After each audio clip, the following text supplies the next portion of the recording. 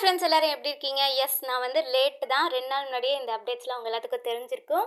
நம்ம சிங்கப்பூர்ல coming August last வந்து மகாநதி ஃபேன்ஸ் கொண்டாட்டம் நடக்கப்போகுது. மகாநதி குழுவினருடன் மகாநதி டீமை சேர்ந்த எல்லாருமே ஷேர் பண்ணியிருந்தாங்க. எல்லாருமே ஷேர் பண்ணியிருந்தாலும் நம்ம பாஸ் ஷேர் பண்ணது தான் இருக்கிறதுலே ரொம்ப ரொம்ப ஸ்பெஷலாக இருந்தது எல்லாத்துக்கும். ஏன்னா இவரை பொறுத்த வரைக்கும் ஒரு க்யூரியாசிட்டியை வந்து நம்ம கிட்ட மேக் பண்ணிக்கிட்டே இருப்பார். வருவாரா வருவாரா வருவாரான்னு. ஸோ இவர் ஷேர் பண்ணிட்டாரு, கண்டிப்பாக வருவார். இன்னமுமே சில பேத்துக்கு இவர் வருவாரான்னு டவுட்டாக தான் இருக்கும்.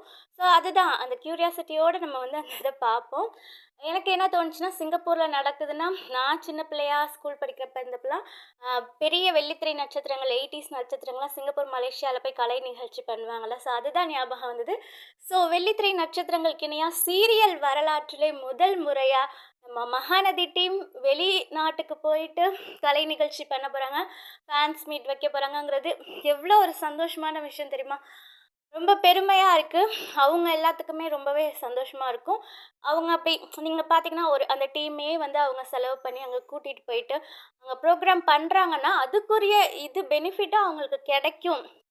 ஸோ வேர்ல்டு லெவலில் ஃபேன்ஸ் மகாநதிக்கு இருக்காங்க, கண்டிப்பாக பெனிஃபிட் கிடைக்குங்கிற நம்பிக்கையில் தான் வந்து மீடியா வந்து பண்ணுறாங்கன்னே சொல்லலாம். ஸோ பண்ணுறவங்களுக்கு ரொம்ப ரொம்ப தேங்க்ஸ்னே சொல்லுவேன்.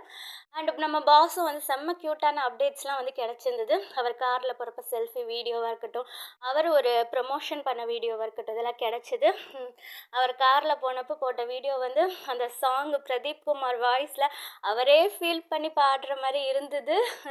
அண்ட் அவருக்கு அந்த க்யூட்டான ரியாக்ஷன்ஸ்லாம் கொடுத்தாருல, பார்த்து செல்ஃபியை பார்த்து, அதான் அவர் வந்து சந்தோஷமாக ஃப்ரீயாக இருந்தால் அந்த க்யூட்னஸ் அழகெல்லாம் வந்து தானாக வரும். ஸோ அவரே பாட்டு பாடி அப்படி என்ஜாய் பண்ண மாதிரி தான் இருந்தது. அதுலேயும் வந்து நம்ம சந்தோஷமாக இருந்தால் அந்த ஹேட்டர்ஸ்க்கு பிடிக்காது. சில பேர் என்ன கிளப்பி விட்டாங்கன்னா, அவர் வந்து இந்த புது சீரியலில் போலீஸ் கெட்டப்புக்கு வந்து லுக் டெஸ்ட் போகிறாரு, ஷூட்டிங்கே போகிறாரு அப்படின்ட்டுலாம் வந்து கிளப்பி விட்டாங்க. சரி, மேபி இருக்கலாம். சரி, இப்போ அவர் பண்ணட்டுமே, அவர் புது ப்ராஜெக்ட் கமிட் ஆகிட்டாரு, பண்ணுறது சந்தோஷம் தானே, நாங்கள் சந்தோஷம் தான் படுவோம். பேர் யாராக வேணால் இருக்கட்டும், எங்களோட ஆசை லக்ஷ்மி பிரியா வரணும்னு. பட் பேர் யாராக வேணால் இருக்கட்டும். சுவாமியை பொறுத்த வரைக்கும் அவர் தமிழில் ப்ராஜெக்ட் கமிட் ஆகிட்டாரு. ஸோ அது ஒரு சந்தோஷம் தான்.